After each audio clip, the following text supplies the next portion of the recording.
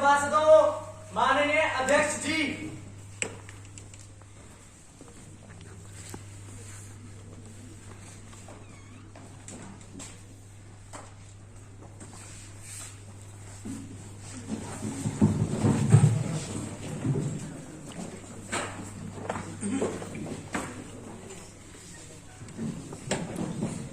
आज 4 जनवरी 2024 की युवा संसद में आप सभी का स्वागत है। आशा है कि यह सत्र आप सभी के लिए लाभदायक, प्रेरणादायक व ज्ञानवर्धक रहेगा।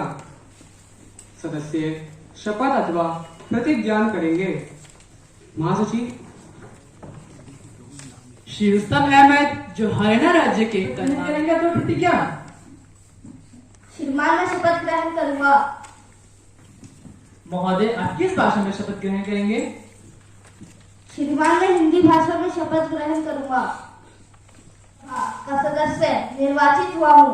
मैं ईश्वर की शपथ लेता हूँ कि विधि द्वारा स्थापित भारत के संविधान के प्रति सच्ची श्रद्धा और निष्ठा रखूंगा, देश की प्रभुसत्ता और एकता बनाए रखूंगा तथा जिस पद को मैं ग्रहण करने जा रहा हूं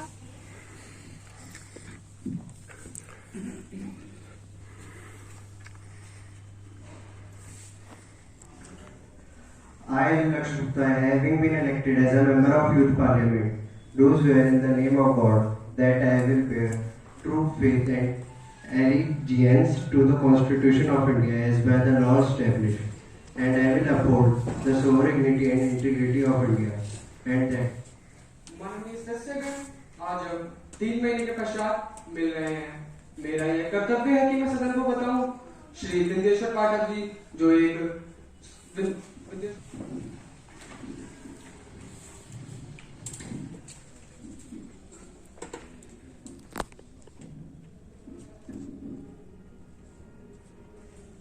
भेज दीजिए। जी श्रीमान।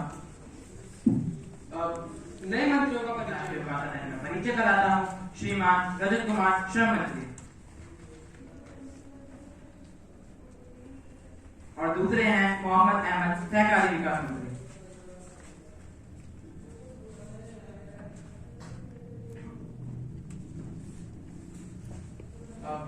प्रश्नकाल। अध्यक्ष महोदय, मैं आपके माध्यम से मंत्री महोदय जी से यह पूछना चाहता हूँ कि क्या सरकार को इस बात की जानकारी है कि गंगा नदी को साफ करने से संबंधित किसी भी परियोजना में सैकड़ों रुपए खर्च करने के बावजूद पिछले कई दशकों में कोई प्रगति नहीं हो पाई है, और यदि हाँ तो इससे संबंधित ब्यौरा क्या है?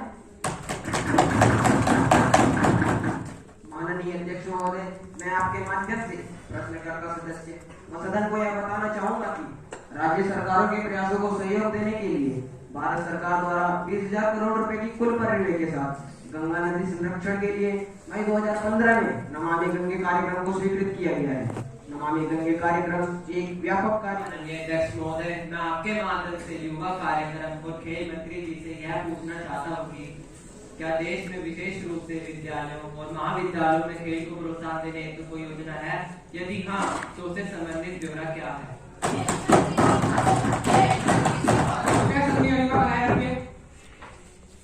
युवा कार्यक्रम और खेल मंत्री महोदय कृपया जवाब दीजिए।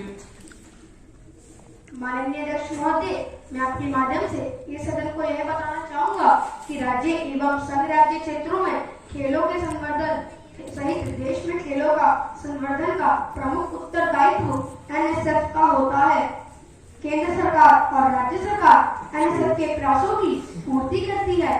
सरकार ने विद्यालय स्तर पर खेलों के संवर्धन और विकास हेतु भारतीय खेल परिसंघ को मान्यता दी है तथा जवाहरलाल नेहरू हॉकी सोसाइटी और कुर्बुटो Mukherjee sports and education society को विद्यालय छात्रवृत्ति क्रमशः फुटबॉल और हॉकी के संवर्धन हेतु राष्ट्रीय खेल संवर्धन संगठन को एनएसपीओ के रूप में मान्यता दी है। इसके अतिरिक्त सरकार ने खेल के संवर्धन हेतु विश्वविद्यालय संघ को एआईयू के रूप में मान्यता दी है। माननीय अध्यक्ष महोदय, मैं आपके माध्यम से कृषि मंत्री जी से पूछना चाहता हूं कि देश में जो किसानों की स्थिति है उसके बारे में सरकार क्या कदम उठा रही है। जिन्हें हम अन्नदाता कहते हैं, आज उनकी यह स्थिति हो गई है कि उन्हें अपने अधिकार के लिए सड़क पर आना पड़ रहा है। CSDS के आंकड़े बताते हैं कि 58% किसान भूखे पेट सोने को मजबूर हैं और 62% किसान खेती छोड़ना चाहते हैं। किसान खेती के लिए बैंकों से ऋण लेता है, परंतु उसे इतना मुनाफा नहीं। सरकार किसानों के विषय में एक आय आयोग के गठन और किसानों के समक्ष आत्महत्या की प्रवृत्ति को रोकने के लिए एक कृषि नीति के बारे में भी विचार कर रही है और किसानों की जो स्थिति है उसको जल्द से जल्द बेहतर बनाने का भी प्रयास कर रही है। संबंधित आपके पास कोई ब्यौरा है? यदि हाँ, तो मैं रक्षा मंत्री से यह पूछना चाहता हूँ कि इसके लिए उन्होंने क्या क्या सहयोग दिए एवं इस प्रकार की घटनाओं को रोकने के लिए सरकार ने क्या कदम उठाए? अध्यक्ष महोदय जी, मैं आपके माध्यम से इस सदन को यह बताना चाहता हूं कि विगत 3 वर्षों के दौरान भारत पाकिस्तान की सीमा पर गोलाबारी में शहीद हुए जवानों एवं नागरिकों की संख्या निम्नवत है।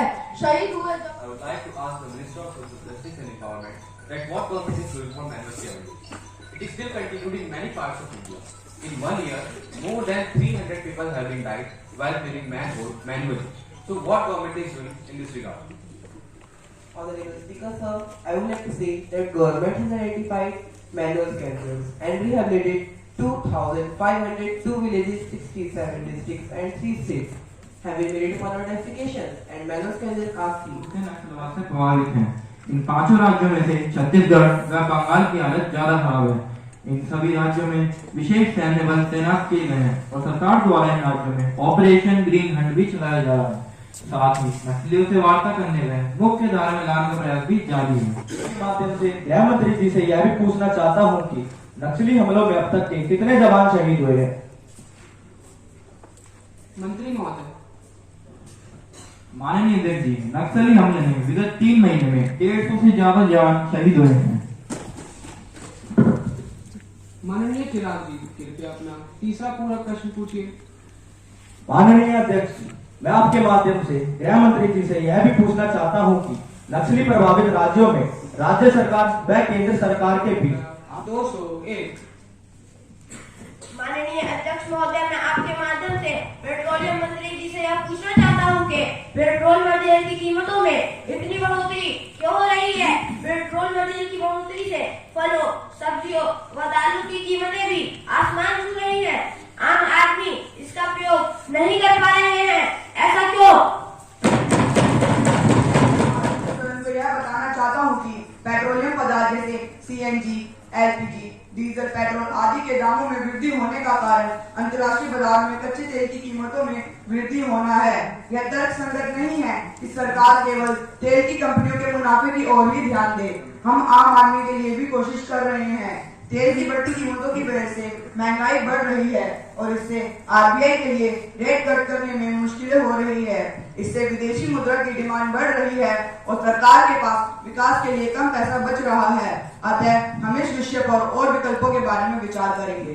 कि आज के दैनिक समाचार के अनुसार एक विदेशी कंपनी के साथ हुए लखनऊ में सरकार के एक मंत्री, रक्षा सचिव तथा वरिष्ठ सेना अधिकारी द्वारा घूस लेने का मामला विस्तार में जमा है। क्या रक्षा मंत्री विस्तृत जानकारी प्रदान करेंगे? मंत्री महोदय से यह पूछना चाहूंगा कि सरकार आवश्यक वस्तु की कीमतों को बढ़ते नियंत्रण में आप क्यों असमर्थ हो रहे हैं?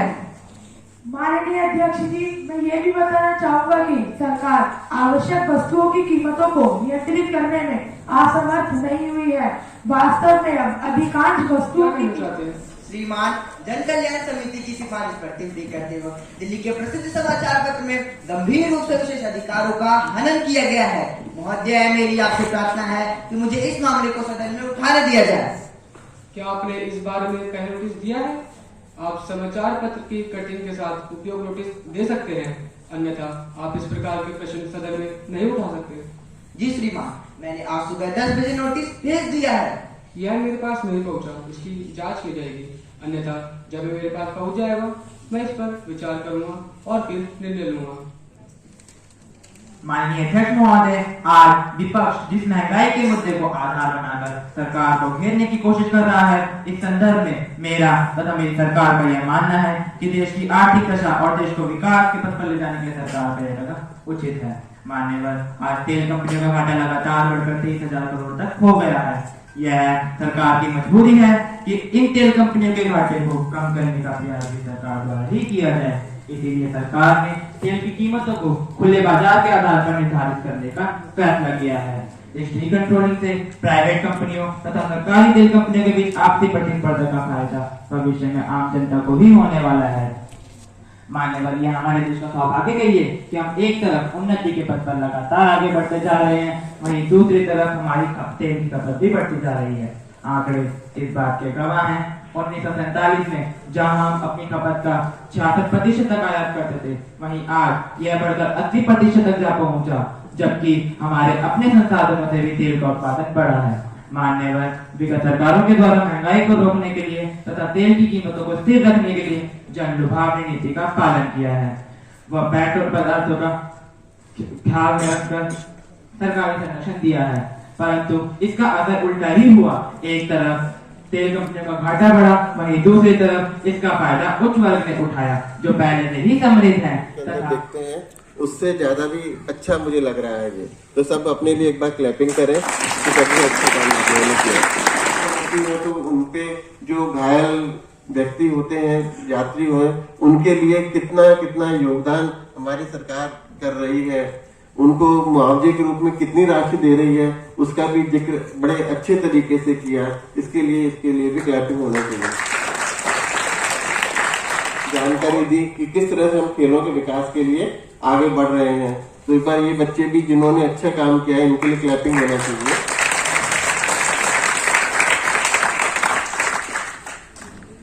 और इसके अलावा जूरी मेंबर्स और दूसरे स्कूल से आए हुए प्रिंसिपल मैम, यहाँ के जितने भी स्टाफ, टीचर्स और सबसे most important the student who perform who has given their best performance here, उनको मैं उनके अच्छे प्रदर्शन के लिए, उम्दा प्रदर्शन के लिए यहाँ पे प्रदर्शन कर रहे हैं। और इतने अच्छे से आप लोगों ने जो स्क्रिप्ट वगैरह याद किया, प्रश्न पूछा, उसका जवाब दिया, और अध्यक्ष महोदय ने इतने अच्छे से हाउस का संचालन किया, उसके लिए एक बार अपने आप प्रदर्शन के लिए जोरदार तालियों से स्वागत कीजिए। आपका प्रदर्शन तो सामने नजर आ रहा था, लेकिन उस प्रदर्शन के पीछे जो टीचर इंचार्ज हैं उनकी जो कड़ी मेहनत छिपी होती है, स्क्रिप्ट तैयार करने वालों की जो मेहनत छिपी होती है, एक बार उनके लिए भी क्लैपिंग कर दीजिए। प्रश्न किया, उसका जवाब क्या दिया गया, तो काफी डिटेल में उसका एनालिसिस किया। अब मैं थोड़ा उनके बारे में भी बता देना चाहता हूँ। अच्छा, सबसे पहले तो ये कंपटीशन का नाम दे दिया गया यूथ पार्लियामेंट कंपटीशन। एक्चुअली में ये लर्निंग प्रोग्राम है। किस तरह से हमारे प्रोग्राम को स्टार्ट करने के पीछे मुख्य उद्देश्य ही यही था कि हम पार्लियामेंट्री प्रोसीजर को समझे। बच्चे हमारे जो नेक्स्ट जनरेशन आने वाले हैं, जो कल होके आप लोगों में से कोई MP होके जाएगा, कोई हो सकता है इसी में रक्षा मंत्री, प्रधानमंत्री भी बने, क्योंकि देश के नागरिक भी जाके बनते हैं। तो ये पार्लियामेंट्री प्रोसीजर समझे, लोगों के व्यू, एक दूसरे को टॉलरेंस ऑफ व्यू। मैडम भी अभी अनाउंस कर रही थी the main objective of the parliament session is तो इसमें किस तरह से दूसरे की व्यू को हम समझ के और फिर अपनी बात को रखें, और एक कलेक्टिव रिस्पॉन्सिबिलिटी, जैसे कैबिनेट की एक कलेक्टिव रिस्पॉन्सिबिलिटी होती है कि देश को कैसे संचालन किया जाए, कानून कैसे बनते हैं, प्रश्न कैसे किया जाता है, ताकि लोगों बच्चों में जो है अपने अवेयर हो सके कि हमारा पार्लियामेंट किस तरह से वर्क करता है। बच्चों में एक कॉन्फिडेंस आए कि आप लोगों ने प्रदर्शन किया होगा, ये तैयारी उस प्रोसेस में आप लोगों ने बहुत कुछ सीखा होगा कि किस तरह से हमारा पार्लियामेंट काम कर रहा है, प्रश्न कैसे पूछा जाता है, जीरो आवर क्या होता है। इससे पहले तो हम लोगों को पता ही नहीं होता जीरो आवर क्या है। हम लोग जब स्टूडेंट थे तो नहीं पता होता था, लेकिन आप लोग अब इस एज में पढ़ लिए, ये समझ लिए, फिर आगे इसका जो है सदुपयोग हो सकता है, या नेक्स्ट टाइम में आप परफॉर्म करेंगे तो बहुत सारी जो छोटी मोटी कमियां जो अभी मैं थोड़ा बताऊंगा, वो सब चीजें भी दूर करने का प्रयास करेंगे। तो अब हम पहले स्टार्ट करते हैं शुरू से। सर ने चूंकि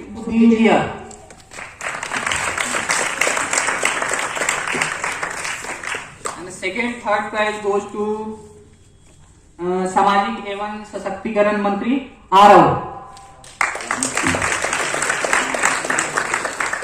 Now the third prize goes to our Honorable Prime Minister Keshav. आपने अच्छा बोला था, लेकिन आपका थोड़ा सा यही है ना कि आपको आई कांटेक्ट मिला के बोलना है। नेक्स्ट टाइम से आप उस चीज का ख्याल रखिए। सेकंड प्राइज गोज टू उपभोक्ता मामलों के मंत्री शौर्या। टमाटर वाले इशू पे आपने बोला था ना? टमाटर अच्छा बोला था, आपने रिप्लाई दिया था। इनके ये वैभव के कौन था, ये जो टमाटर वाले इशू पे आपने सवाल किया था ना? हाँ, इनका रिप्लाई बहुत अच्छे से आपने दिया था, क्योंकि ये पूरा प्रश्न वगैरह ये काफी आपने पूछा, उनका रिप्लाई भी डट के देते रहे वो। उसके बाद second prize goes to our रक्षा मंत्री वंश मौर्य।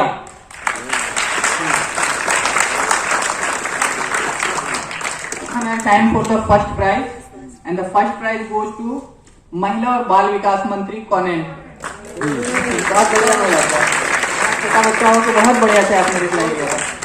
तो सभी जो भी प्रतिभागियों ने भाग लिया, जो विनर रहे, तो सभी को मेरी तरफ से हार्दिक बधाई और शुभकामनाएं। Thank you.